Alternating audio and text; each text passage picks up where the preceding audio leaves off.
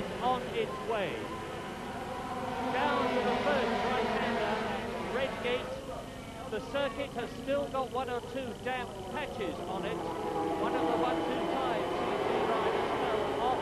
Sorry, one of the 80cc riders fell off today in the final half-hour warm-up and broke his collarbone. And they're coming up now from the Craner curves to the old hairpin, and then the climb to McLean's. And it is at McLean's where the circuit is still a bit damp, but they'll need to watch it very carefully on this first lap. The tyres are cold, they are very narrow section tyres, and they are taking some 42 horsepower from the lead machines. Round the right-hander there at McLean's.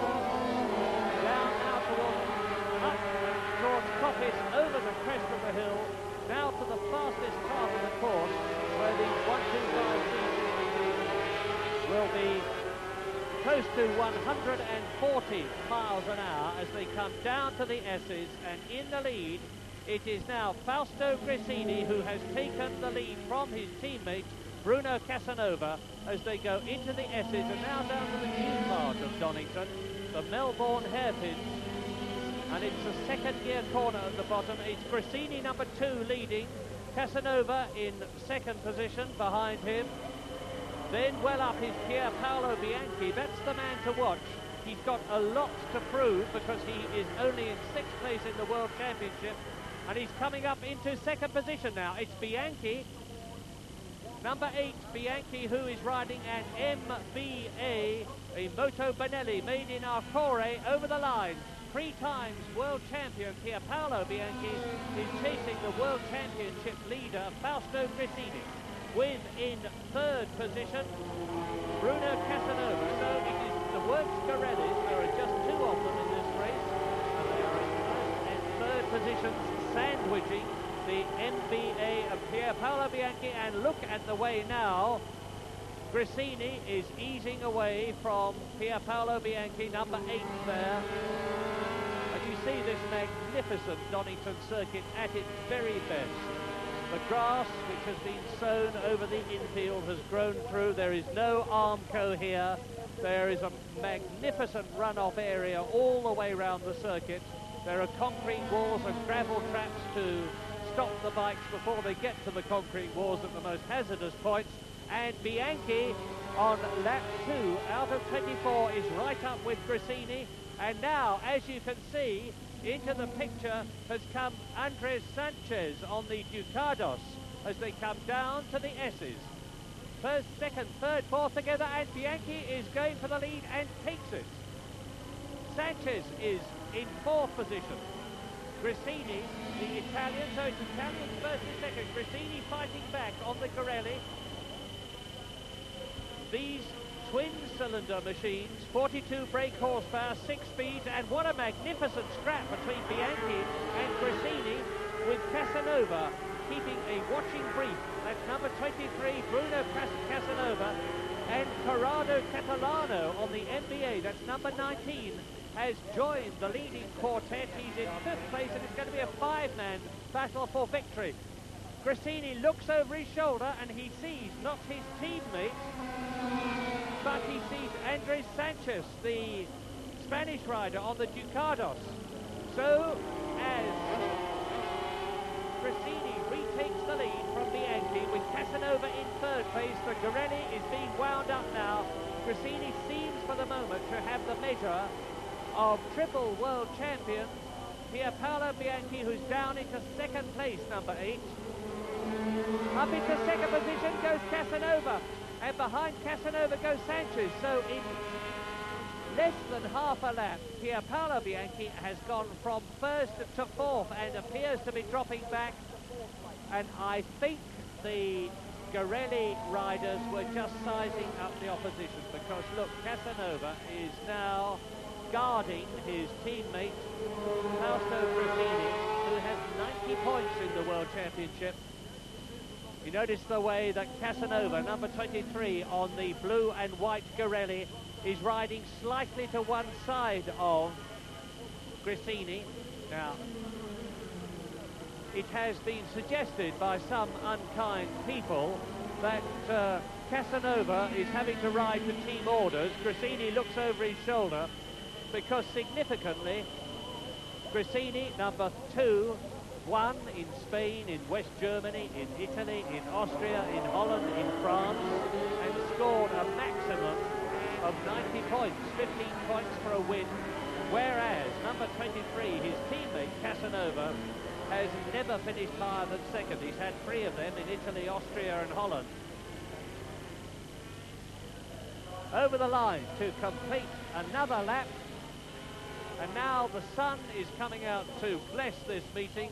We've had virtually no sun at all in the practice days, 3 days of practice, and it's only fitting that it should come out on race day for this historic meeting. And I was wrong. Casanova's going for it, at least temporarily. Maybe he is in effect saying to Gresini, his teammate, we'd better get a move on, because look, right behind us are Pierpaolo Bianchi, number 8 on the MBA, and to the left of your picture, Andres Sanchez, the Spaniard, on the Ducados. So it's a Garelli, 2 Garellis, an MBA, which is now in second place. Gresini looks over his shoulder again. Sanchez is in 4th position, but challenging every inch of the way, and there are still 20 laps to go at the end of this one. And in 5th position, behind Sanchez, it is Corrado Catalano on another MBA. In 6th position, it's Jean-Claude Cellini on another MBA. MBA is the most popular maker machine in the 125 class. Another lap completed, and the respectful Bruno Casanova is maintaining station in 2nd place, and now the Garellis are definitely pulling away. They've got a performance advantage, no doubt about that. Casanova comes up alongside Gresini, nips through, takes the lead. And look at the way the riders' knees literally kiss the ground as they go around the corners there. They wear armoured protection pads on their knees. You can see them there.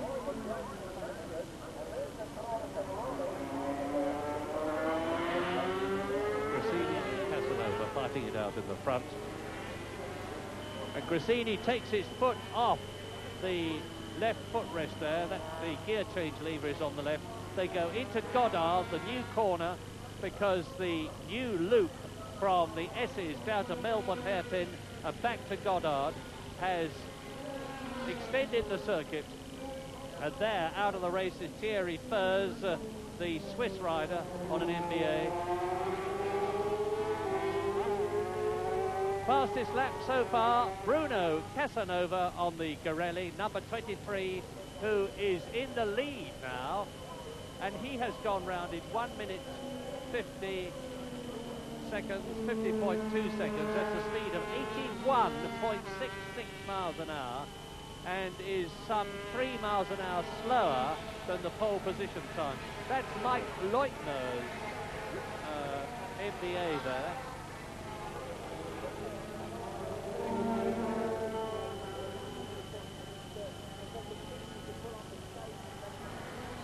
That's the man, Sanchez, or rather that's his bike, who was well up at the beginning of the race. If you remember, he was in 3rd position on the 3rd lap and was battling for 4th place after that. And he's now out of the race, is Sanchez, to join Mike Leitner. So now on lap 8 out of 24, with also apparently having retired the British rider Robin Appleyard, number 31 on his MBA, at 1/3 distance in the 125cc British Grand Prix. It is 23 Bruno Casanova Garelli, as in unison with Fausto Gresini, he bobs up from behind the windscreen, increases the wind resistance, reduces the speed a bit, looks down and behind to see that Gresini is with him.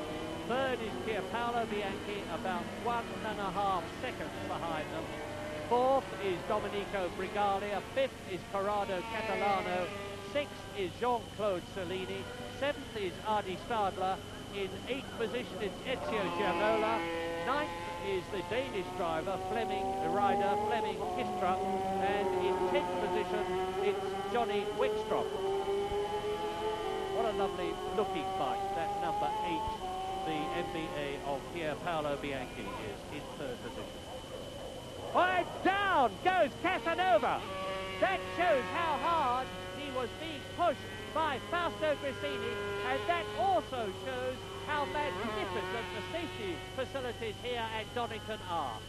Down went the Girelli, off slid Casanova, but his bike was able to go across the infield. Let's look at it again. Bruno Casanova, leading the 125cc British Grand Prix, heels the bike over, loses adhesion, slides away. Grissini goes through on the inside. Casanova slides off. Plenty of room to slide. Fortunately, he's following the bike and not preceding it. He slides along on the still wet grass on his leathers and appears to me to be perfectly okay. Except that, of course, he is bitterly disappointed. He is out of the race that he might have won, and the lead has been taken over in an unchallengeable position now by Fausto Grissini, who will not make the mistake that his teammate Casanova has just made.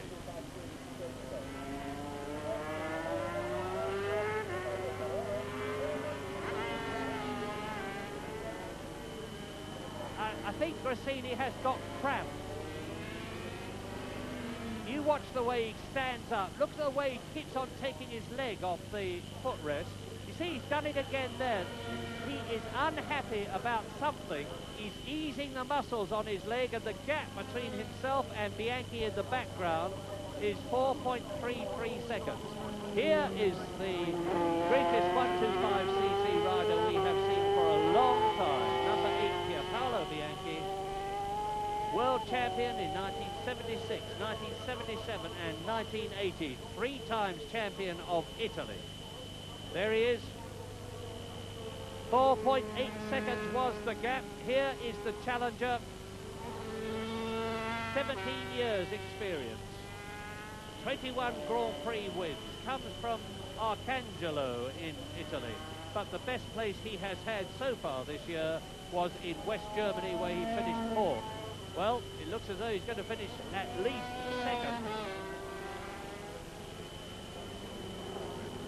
And Fausto Grissini, notwithstanding the fact that he's definitely got some sort of a problem, has now gone round faster than his disappeared teammate Bruno Casanova, because the new fastest and record lap we have from this man, number 2, Fausto Grissini, the World Championship leader, is 1 minute 48.24, a speed of 83.14 miles an hour, or, if you like it, 133.8 kilometres an hour. Grissini. And the gap coming down. There's Bianchi. And as they go under the bridge, the gap is now 3.2 seconds.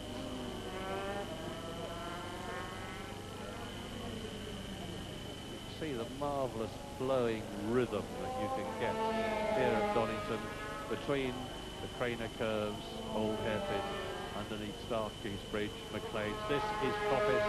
There, number 19 is Catalano in 5th position, right in the wheel tracks of Jean-Claude Cellini's MBA, and number 5 is Corrado Catalano in that 5th position.